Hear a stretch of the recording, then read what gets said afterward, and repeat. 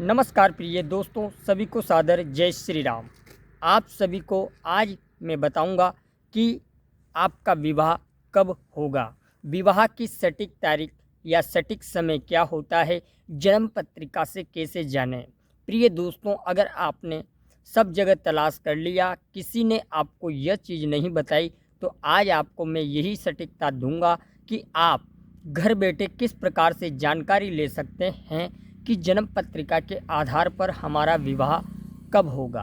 प्रिय दोस्तों, 4 सूत्र दूंगा, चारों के चारों सूत्र महत्वपूर्ण है। आपको बता दें कि जन्म पत्रिका में ऐसी कौन सी स्थिति है जिस स्थिति से देखा जा सकता है कि आपका विवाह अब होने वाला है।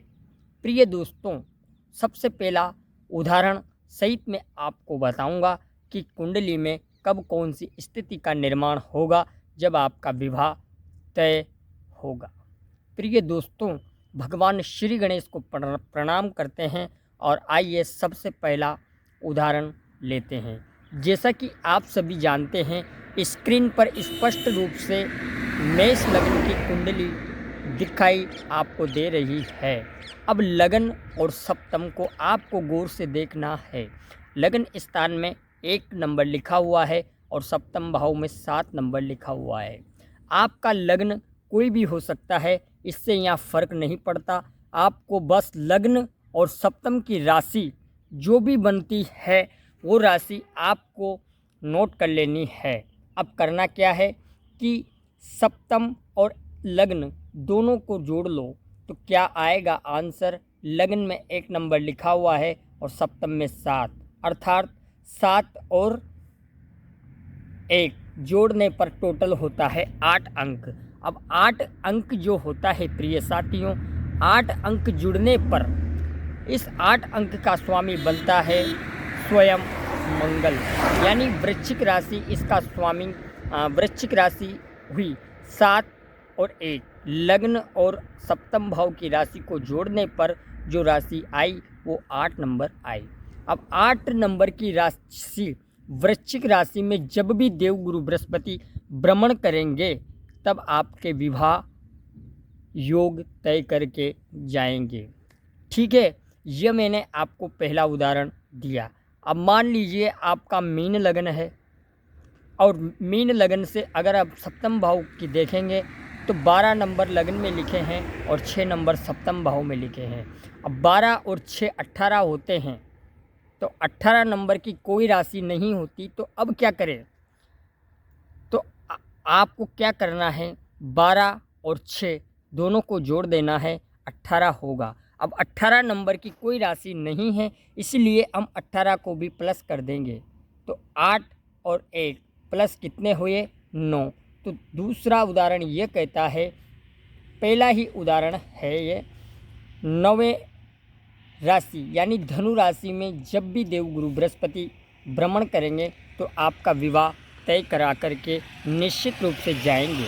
और प्रिय साथियों, आपको बता दें, यह मैंने केवल आपको एग्जाम्पल दिया है। आपकी कोई भी लगन की कुंडली हो सकती है। आप लगन की राशि और सप्तम की राशि को जोड़ें, जो अंक आए उस अंक में जब भी देवगुरु बृहस्पति भ्रमण करेंगे आपका विवाह करा जाएंगे। यह पहला सूत्र मैंने आपको बताया। अब दूसरे सूत्र की अगर हम चर्चा करें तो प्रिय साथियों, दूसरा सूत्र यह है कि जो आपका सप्तम भाव है जहाँ पर 7 अंक लिखा हुआ है, आपको स्पष्ट नज़र आ रहा है, उस 7 अंक में देवगुरु बृहस्पति, प्रबल चंद्रमा, प्रबल बुध और शुक्र जब भी शुभ ग्रह इस स्थान पर बैठे होंगे तो इनकी दशा अंतर्दशाएं आपका विवाह तय करा करके जाएगी। ये बात सत्य है। ये दूसरा सूत्र मैंने आपको बताया। प्रिय साथियों, यह दूसरा सूत्र था। अब यहाँ पर कोई पापी ग्रह या कोई क्रूर ग्रह या कोई खाली है ये स्थान, तो तब ये बात लागू नहीं होगी। यह बात तभी लागू होगी जब यहाँ पर आपके शुभ ग्रह विराजमान हो, गुरु हो, तब ये बात लागू होगी। गुरु की दशा अंतर्दशा आपका विवाह करा करके जाएगी। और प्रबल चंद्रमा की भी दशा आपका विवाह करा करके जाएगी।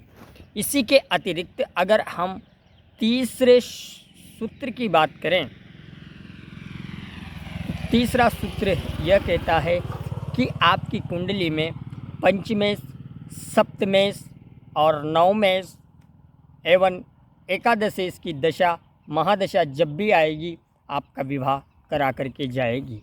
इसके अतिरिक्त लास्ट और फाइनल जो सूत्र मैं बता रहा हूँ वो सूत्र यह है कि जन्म पत्रिका में, आपकी जन्म पत्रिका में देवगुरु बृहस्पति द्वितीय भाव, पंचम भाव, सप्तम भाव, नवम भाव या एकादश भाव में जब जब भ्रमण करेंगे आपका विवाह निश्चित रूप से तय करा के जाएंगे।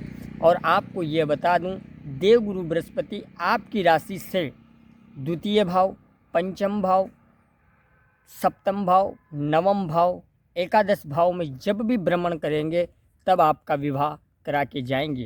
प्रिय साथियों, यह तो मैंने आपको कुंडली के आधार पे बताया है, लेकिन अगर मान लीजिए ये सारी चीज़ें आपके साथ घटित हो चुकी है फिर भी आपका विवाह नहीं हुआ है तो कोई ना कोई अड़चन आपके आ रही होगी, और उस अड़चन को जानने के लिए आप किसी देवज्ञ ज्योतिषी की सलाह निश्चित रूप से ले सकते हैं।